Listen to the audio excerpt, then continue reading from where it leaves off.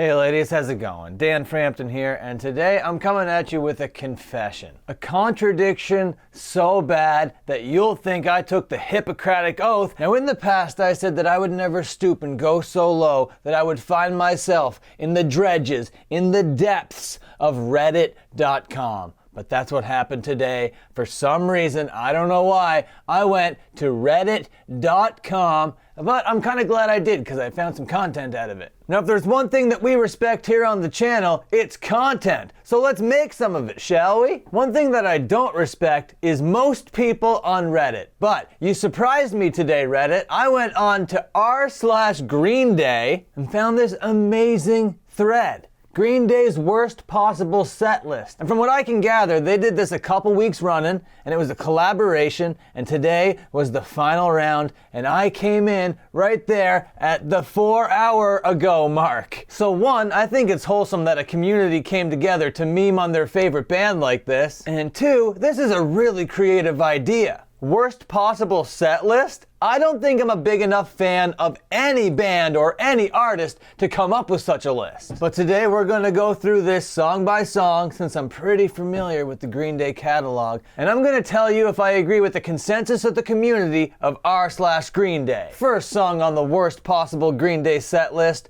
Good Riddance. Good Riddance finds itself on this record here, Nimrod, which is the one that I grew up with more predominantly. And this song is one of those overplayed songs that you've heard it a million times. I think that everybody got together on planet Earth and agreed that we were all sick of this song. It was everybody's graduation song. Anytime you wanted an emotional, coming of age thing in a movie, this was the song to go to. It was on the radio nonstop. It was on TV nonstop. It was everywhere. It was relentless. And if anybody's hearing this song in the year 2022 and thinks that it sounds fresh and unique, well, God bless your soul. You are so innocent and so pure. Please cherish the moments you have on this earth. Now, after Green Day open with Good Riddance, they're gonna go into a song called Nightlife, which comes off of this record, which was like those trio of records that they put out that nobody listened to. I can't tell you the levels of bad that this thing is. They're trying to do dancey stuff, they're trying to do poppy stuff, and it's sad to see. And this was 2014, I think. If I only knew how much further they could go down. Alright, so they opened with that acoustic number, then got you dancing with song number 2. Now they're on to song number 3, which comes off of one of my favorite Green Day records, Insomniac, and I don't know how this song made the list. Jaded? It's a classic track. Maybe it made the list because it's the Green Day snob's choice. You know, they're like, oh, I'm more of a Jaded guy. And I guess for those hipster reasons, I see why this made the list, but it is actually a pretty good track. Everybody goes on about how Dookie is the groundbreaking, be-all, end-all album that Green Day put out, but in my opinion, Insomniac is a little bit better of a record. Again, I know, that's the hipster stupid thing to say, but I actually think that. So everybody at this hypothetical worst ever Green Day show is expecting to hear some tracks off the one, the only, father of all motherfuckers, and this next track is gonna be not quite it, because we're going back to this track called Fuck Time. Fuck time? Are you serious, Green Day? Give us some father of all motherfuckers already, and I think you're gonna with the next track, because this next track is I Was a Teenager, and this thing, I wish I never heard this thing. This is such a bad song. The lyrics in this thing, the music in this thing, just the way that it sounds. It's just an awful track. When Green Day put out this record, I couldn't believe that this was a Green Day song. I couldn't believe the promotion. I couldn't believe the marketing, the artwork, the songs, the presentation, the aesthetic, everything was so cringe and so whack. And I was like, okay, well, yep, they've completely jumped the shark at this point. It's gonna take a hell of a redemption arc for them to redeem themselves in my eyes. Especially after this.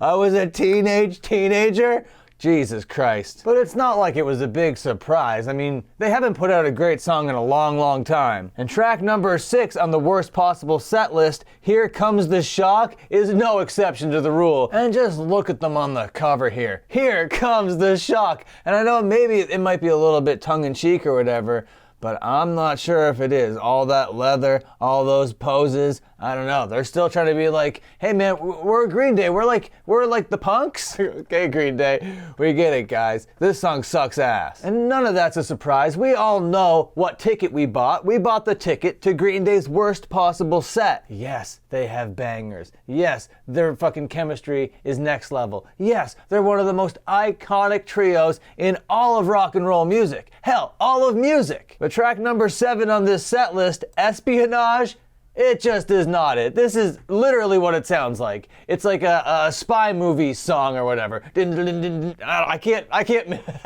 mimic it.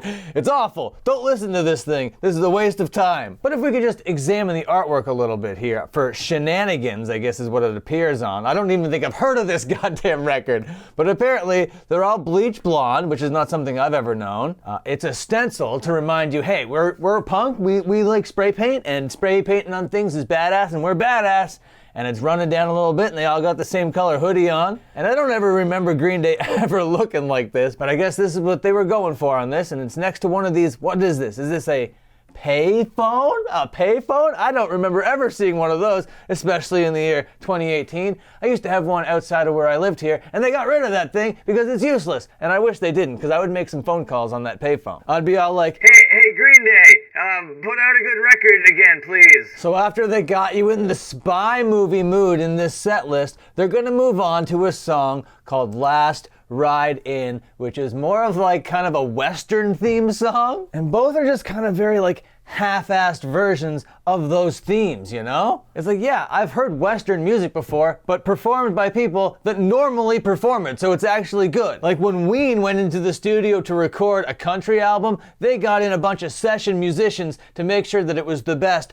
country record that they could put out. This was just a fucking Western song made by the guys in Green Day. You know, we're about halfway through the set list right now. We're enjoying the crap fest. We're cringing all over the place. None of these songs are a banger. We had a good time there for a little bit, and at song number 3 for about a minute and a half, bouncing around to Jaded, and we're just like, oh man, is there gonna be another good song on this thing? I hope so, but the next song, Dominated Love Slave, is gonna save us. Oh, sorry, I got that wrong. The next song is All By Myself, which isn't gonna save us. We're still in shit territory. We're gonna get through this. We're gonna get through this. We're still doing the same kind of theme here, where Green Day's exploring other genres, and it's not coming out so great. But when they did it back in the Kerplunk days with Dominated Love Slave, man, they struck gold in my opinion. I love this song. This is one of my teenage quintessential punk rock songs, coming of age songs, Dominated Love Slave. Classic lyrics. I remembered all the lyrics still to this day. I love this track. This is a great cut. This is Green Day doing a country song and doing it right. You know, it's all tongue-in-cheek. You know, they're not trying to do a country song legit, and it's just a fun time. Okay, if I could learn to read, song number 11, Know Your Enemy? Not a fun time. 21st Century Breakdown, what a cringe fest this is. I'm gonna do my little rendition of it, because I think everybody knows this song. Do you know the enemy? You know the enemy, you gotta know the enemy, the enemy, the enemy. It's so bad. Do you know the enemy? The frickin' enemy. You gotta know the enemy. Hey. Yay. Song number 12, Rest. Okay, we're going back to like the Kerplunk days, even before that. 1039 / Smoothed Out Slappy Hours. This was 2 EPs that existed back in the days that they were just playing Gilman, and they smushed them together when Lookout was putting out some records, if my history is correct on that. And this song, yeah, not so great. Not a great song. Now, I like it when they did Dominated Love Slave. Their batting average isn't great when they're not doing pop punk, because this isn't great. Yeah, so far we see some themes. We see some like overplayed, overhyped songs. We see some songs that they're like country songs, and we're not wanting country songs because we want Green Day. But the real cringe is all on Father of All Motherfuckers. And that song, Oh Yeah? My God, is that ever an example of a song that is not good? And they just made sure to put the exclamation point if it wasn't obnoxious enough. This goddamn unicorn puking rainbow is so brutal to look at. Aesthetically Putrid. Christmas Inferno is going to be track number 14. And I'll be honest with you, I haven't heard this. I did not listen to 21st Century Breakdown all the way through. Could not get through it. But apparently, oh, sorry, it's not Christmas Inferno. That tells you how familiar I am with this goddamn shit. Christian's Inferno. I listened to it before this video, and I gotta tell you, it's not really aligned with my tastes. Now remember that trio of records that they put out that no one cared about? Well, one of those records was called Tré. Yeah, it's very cute because they got Tré on the cover here with X's on his eyes. Goddamn Tré. This song, Drama Queen over here, it's an acoustic nightmare. Now normally when Green Day hit their acoustic chords, they go 1,000,000 times platinum and everybody gets sick of them. But this time, it falls flat on its goddamn face. This shit sucks ass. Good job, Reddit. You really picked some stinkers. Okay, we knew it was coming. Father of all motherfuckers, they're playing it. They're not closing out with it, thank God. We get some more cringe after Father of all motherfuckers, but I'm glad that they're hitting us with it. It's not so bad that it's good, but it is so bad that it is an example of how bad stuff can get. So for that, it has historical relevance, which I hate saying. This Father of all motherfuckers record has a lot of parallels with that Black Flag record that came out inexplicably called What The? Just with the worst art, the worst songs, and just pissing all over a very crucial legacy. Okay, so now we're gonna get a Christmas song. Happy holidays from Green Day. It's a Christmas time of year. This is just a Christmas song. I mean, what do you want? It's just like, hey, it's Christmas time and we're gonna put out a fucking Christmas song that sounds like it was written by anybody. This is just any Christmas song. It is as bland and as boring as beige wallpaper. But goddamn, we're getting through it. We're almost through this entire trudge. All of these tracks and nothing from American Idiot yet? Are you kidding? American Idiot is when I jumped off the whole Green Day thing. I thought it was awful when they were wearing black suits and red ties and stuff. What are you doing, Green Day? But people loved it, and apparently it's one of the best records of all time. I don't agree. Because Boulevard of Broken Dreams, cringe track, and I'm glad Reddit knows that. Boulevard of Broken Dreams, more like Boulevard of Broken Steams of loads of shit. And for their closer, they're gonna send the crowd home pissed with their song, Holiday. Now I thought, like, oh, man, do I not know Holiday? But when I listen to it, everybody knows Holiday.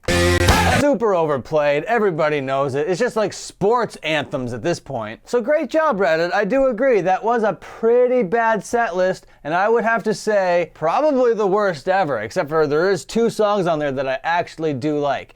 Jaded, I think, is a hell of a cut, and Dominated Love Slave is just a classic. I wanna be your dominated love slave. I've been Dan Frampton. That was Green Day's worst set list ever. If you enjoyed it, please like, subscribe, hit the bell, all that shit, and until my next upload, watch another upload.